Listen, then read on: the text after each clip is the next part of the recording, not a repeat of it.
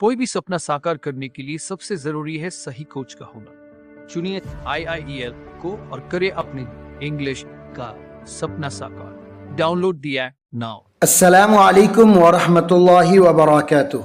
Dear students, चलिए अब आप लोग एसेंशियल इंग्लिश ग्रामर के चैप्टर नंबर 27 को निकालिए और इस चैप्टर को हम लोग बहुस्न खूबी समझते हैं। आज के इस चैप्टर का हमारा टॉपिक है be going to for future meaning.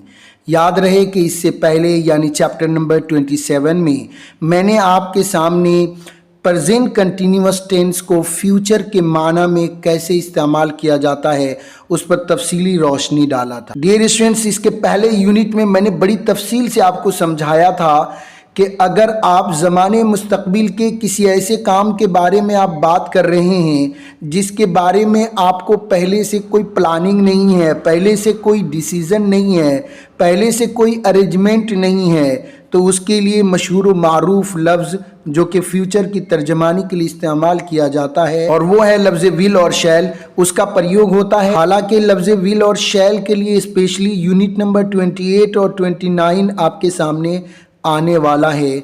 और डियर स्टूडेंट्स, आज के यूनिट नंबर 27 में हम पढ़ते हैं बी गोइंग टू की ताबीर। और डियर स्टूडेंट्स, गुज़श्ता कल के सबक में मैंने आपको ये भी समझाया था कि जिस काम को हम करने का फैसला कर लेते हैं, जिस काम को करने का प्लानिंग बना लेते हैं, लेकिन अभी उसके लिए इंतज़ामात नहीं किए होते हैं, उसके लिए हम लोग बी गोइंग टू की ताबीर इस्तेमाल करेंगे। यानी बी की present form is are am है, पास्ट फॉर्म वज़वर है, फ्यूचर फॉर्म विल बी है और उसके बाद जस्ट गोइंग टू लाएंगे। गोइंग टू को आप शॉर्ट फॉर्म में गोना भी बोल सकते हैं। और डियर स्टूडेंट्स, कुल मिलाकर के बी की जो present form is are am है, इज़ आर एम के बाद अगर आप गोइंग टू लाते हैं और टू के बाद किसी भी वर्ब का फर्स्ट फॉर्म लाते हैं तो उस वक्त ये प्रेजेंट कंटिन्यूअस टेंस जो कि गोइंग टू की ताबीर से बना हुआ होगा वो फ्यूचर का माना देगा, मुस्तक़बिल मुस्तकबिल का माना देगा। उसके लिए मैंने यहाँ पर एक इंग्लिश में भी डिफिनेशन लिखा है और बहुत सारी मिसालें दिया है जिससे मैं आपको इंशाअल्लाह ताला इस कॉन्सेप्ट को समझाऊंगा। सबसे पहले नंबर पर चलिए हम डिफिनेशन यानी तारीफ पढ़ते हैं। As you can see on the screen here is written be going to is common phrase used to express for future actions and plans।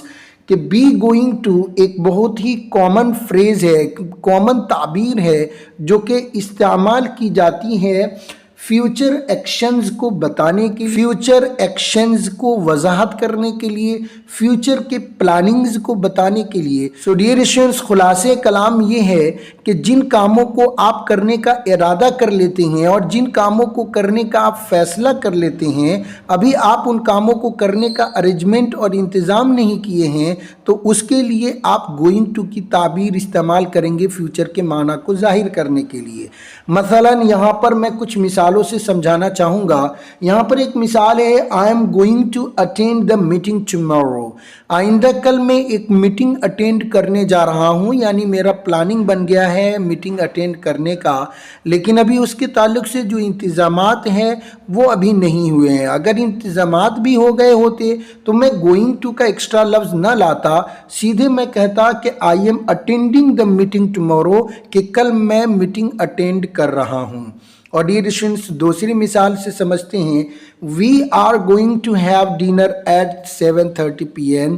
हम लोग 7:30 बजे शाम में डिनर करने जा रहे हैं। मतलब शाम में 7:30 बजे डिनर करने का इरादा तो हो गया है, लेकिन उसके ताल्लुक से जो अरेंजमेंट्स हैं वो अभी नहीं हुए हैं। अगर वो हो गए होते तो मैं इस जुमले को कुछ यूँ बोलता, we are having dinner at 7:30 PM। उस वक्त मैं गोइंग टू की ताबीर नहीं लाता, गोइंग टू का एक्स्ट्रा लफ्ज़ नहीं लाता, डायरेक्ट प्रेजेंट कंटिन्यूअस को फ्यूचर के माना के लिए इस्तेमाल करता। और डियर स्टूडेंट्स, अगली मिसाल है, my father is going to buy a car, कि मेरे वालिद साहब एक कार ख़रीदने जा रहे हैं, यानी मेरे वालिद साहब को एक कार ख़रीदने का इरादा हो गया है, उन्होंने फ़ैसला कर लिया है, लेकिन जो पैसों का अरेंजमेंट है वो अभी नहीं हुआ है।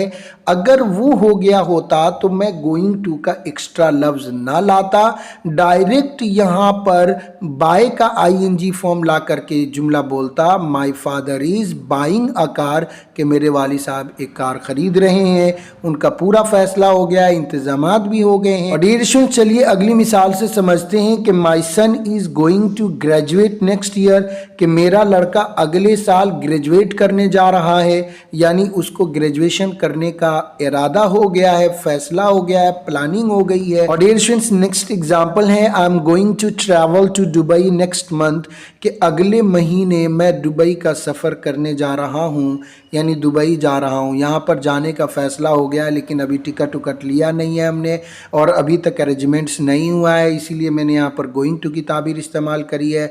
So I hope so dear students, be going to क्या होता है, बी गोइंग टू को क्यों इस्तेमाल किया जाता है और बी गोइंग टू किस तरह फ्यूचर का माना देता है, आई होप सो आपको समझ में आ गया होगा। इस टॉपिक को एसेंशियल इंग्लिश ग्रामर के मुसन्निफ रेमॉन मर्फे ने बड़ी ही अच्छे अंदाज में एक्सप्लेनेशन किया है यूनिट नंबर 27 को, जो अब हम लोग पढ़ने जा रहे हैं। लेकिन डियर स्टूडेंट्स, हम आपको पूरी वीडियो नहीं दे पाएंगे क्योंकि ये मुकम्मल वीडियो मेरे एप्लीकेशन IIEL पर अपलोड की जाती है। यहाँ पर यूट्यूब और फेसबुक पर तो इतनी ही वीडियो देखने को मिलेगा। अगर आप मुकम्मल वीडियो देखना चाहते हैं तो अभी प्ले स्टोर से IIEL मोबाइल एप्लीकेशन डाउनलोड करें और वहां से स्पीकिंग प्लस अंग्रेजी का डिप्लोमा कोर्स खरीद लीजिए, जो कोर्स पूरे 9,000 रुपया का है। हम 50% डिस्काउंट पर ये कोर्स एप्लीकेशन पर आपको फराहम कर रहे हैं, उसे ले लीजिए और फिर बेतरतीब पढ़ाई कीजिए। डियर स्टूडेंट्स, अगर आप ये वीडियो मेरे YouTube चैनल पर देख रहे हैं सो आपसे दरख्वास्त है कि चैनल को ज़रूर सब्सक्राइब करें और बेल आइकन ज़रूर दबा दें ताकि मेरे हर नई आने वाली वीडियो का नोटिफिकेशन आपको मिलता रहे। और अगर आप मेरी ये वीडियो मेरे IIL ऐप पर देख रहे हैं तो आपसे दरख्वास्त है कि प्लीज़ आप ऐप के लिंक को अपने दोस्तों तक ज़रूर शेयर करें। और अगर आप इस वीडियो को मेरे फेसबुक पेज पर देख रहे हैं तो प्लीज़ आप पेज को ज़रूर लाइक और शेयर करें और लगे रहिए खुर्शीद सर के साथ। इंजॉय कीजिए इंग्लिश लैंग्वेज की और अपने मुस्तकबिल को रोशन कीजिए। हम फिर मिलेंगे एक नेक्स्ट वीडियो के साथ, तब तक के लिए खुदा हाफिज़। अस्सलामु अलैकुम व रहमतुल्लाहि व बरकातहू।